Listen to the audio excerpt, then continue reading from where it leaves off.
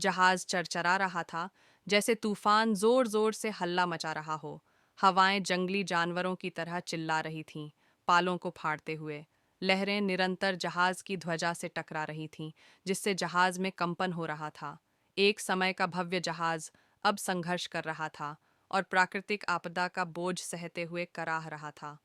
पानी लकड़ी के फटे हुए छेदों से रिस रहा था और डेक पर जमा हो रहा था।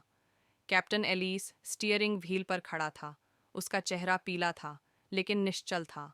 उसकी क्रू खड़ी मेहनत कर रही थी, जहाज को तैरते रखने की कोशिश कर रही थी, लेकिन यह स्पष्ट था कि लड़ाई हारने वाली थी। जहाज डूब रहा था और वे तट से मीलों दूर थे, एक विशाल और निर्दयी समुद्र में फंसे हुए थे। लाइफ बोट तैयार करो! एलिस तूफान की गूंज में चिल्लाया। उसकी आवाज मुश्किल से सुनाई दे रही थी। क्रू दौड़ते हुए, घबराए हुए काम कर रहे थे। कुछ तो इतने डरे हुए थे कि हिल भी नहीं पा रहे थे। उनके चेहरे पर भय साफ दिख रहा था। अन्य लोग पहले ही घबराहट में थे, एक दूसरे पर चिल्लाते हुए बचाव के लिए दौड़ रहे थे। जैसे जैसे पानी का स्तर बढ़ता गया, जहाज खतरनाक तरीके से झुकने लगा। नीचे डेक पर हलचल मच गई थी।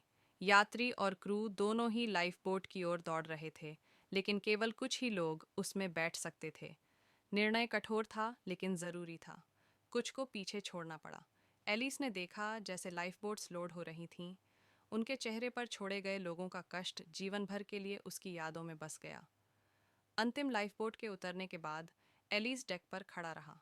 उसकी क्रू सुरक्षित थी, लेकिन उसे पता था कि तूफान जल्द ही उन्हें निगल जाएगा।